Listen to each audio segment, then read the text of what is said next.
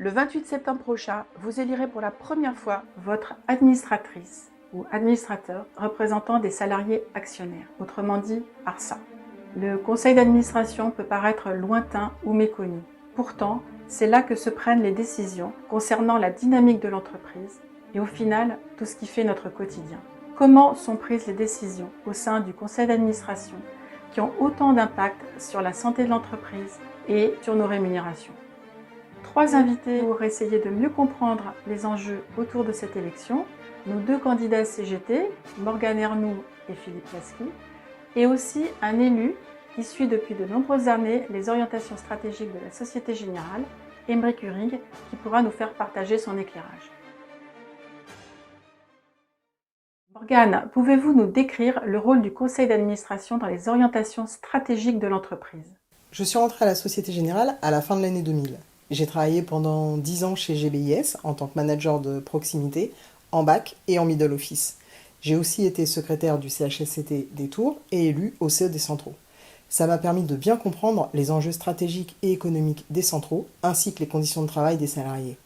Puis en 2016, j'ai eu une mobilité vers le réseau, chez BDDF. J'ai compris que les enjeux stratégiques et économiques étaient bien différents et les conditions de travail des salariés bien différentes aussi. Et il reste beaucoup de travail pour les faire évoluer. Le conseil d'administration est l'organe de représentation des actionnaires, dans lequel se trouvent des représentants nommés par les salariés. C'est le cas de l'administrateur représentant des salariés actionnaires, l'ARSA, mais aussi des 2 représentants des salariés dont les élections auront lieu en janvier prochain. Il est important de comprendre que le conseil d'administration est le centre de toutes les décisions stratégiques qui concernent l'avenir de la Société Générale, en approuvant les orientations stratégiques proposées par la direction générale dans tous les domaines. Les relais de croissance, l'allocation des ressources, la distribution des dividendes et la politique des rémunérations. Le conseil exerce entre autres des fonctions de contrôle, notamment dans le contrôle de la gestion des risques. Par ces fonctions, le conseil d'administration a des impacts premiers aussi sur la dynamique de l'entreprise, à long terme, et aussi sur les conditions de travail des salariés au quotidien. Il est donc essentiel de distinguer les 2 aspects du rôle de l'ARSA, qui représentent à la fois l'intérêt des salariés et des actionnaires.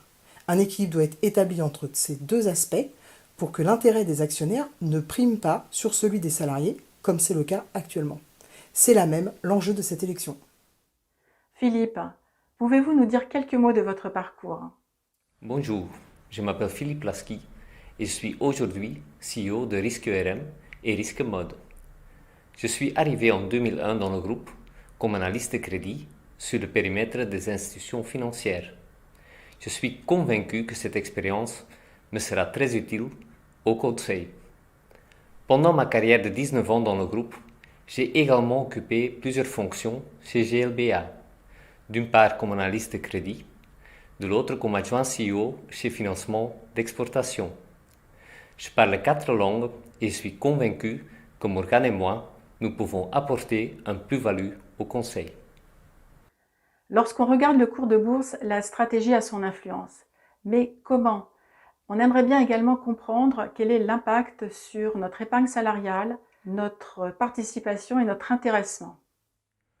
Comme beaucoup d'entre vous, je suis également salarié, actionnaire du groupe Société Générale.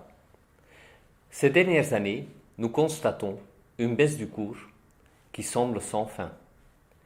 L'exclusion de la Société Générale de l'Eurostoxx 50 le 21 septembre prochain est un autre signal fort.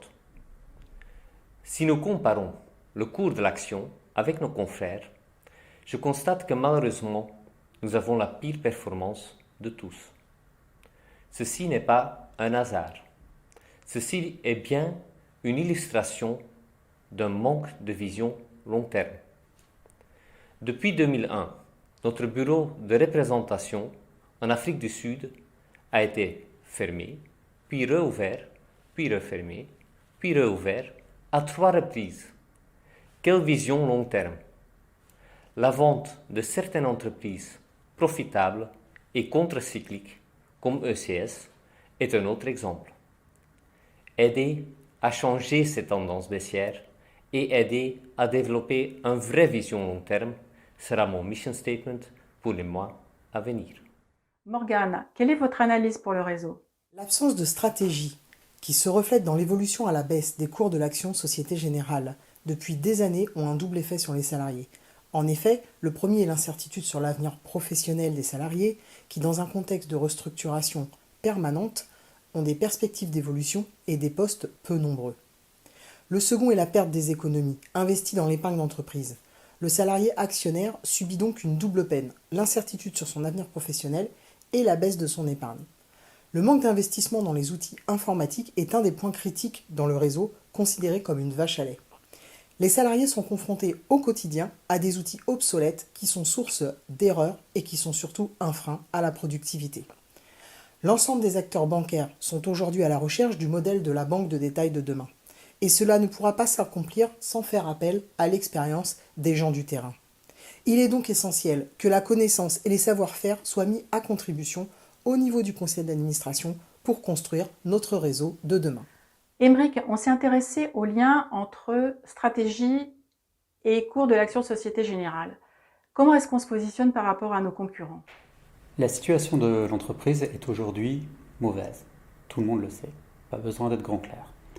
Pourquoi ? À quoi cela est dû ? Cela est dû principalement à des erreurs stratégiques répétées au cours des 10 dernières années. Parmi celles-ci, il y a là par exemple la sortie de la gestion d'actifs en 2009-2010. Pourquoi est-ce une erreur ? Pour deux raisons. La première, la gestion d'actifs est une activité qui réclame peu de fonds propres, à un moment où cela est considéré comme une ressource rare, et qu'on nous répète sans arrêt qu'il s'agit d'un point important. Le deuxième point, c'est qu'il s'agit d'une industrie d'avenir, à tel point qu'aujourd'hui, la Société Générale cherche à rentrer à nouveau dans cette industrie. Et ce n'est pas facile. Deuxième point, c'est que nous avons mal géré en fait cette vente. Par exemple, nous détenions 25% de l'entreprise Amundi, et nous avons vendu 5% en 2014 pour 337 millions d'euros afin d'acquérir les activités de New Edge. Aujourd'hui, la valeur d'Amundi a plus que doublé, alors que les activités de New Edge, il est très difficile de dire ce qu'elles valent, mais en tout cas, c'est manifestement pas grand-chose. Pour éviter cela, il aurait fallu quelqu'un au conseil d'administration capable de s'opposer aux erreurs de la direction générale. Ce n'a pas été le cas. Il est possible, en élisant aujourd'hui un représentant salarié efficace, de faire entendre des voix discordantes au sein du conseil d'administration. Et c'est pour cela que Philippe et Morgane sont là pour vous représenter, vous défendre et défendre l'entreprise. Merci à nos trois invités de nous avoir permis d'y voir plus clair sur les enjeux de cette élection et notamment le lien entre stratégie et cours de bourse. Dans une deuxième discussion, nous aborderons le lien avec l'emploi, les rémunérations et nos conditions de travail au quotidien. Vous voterez ainsi en toute connaissance des enjeux le 28 septembre prochain.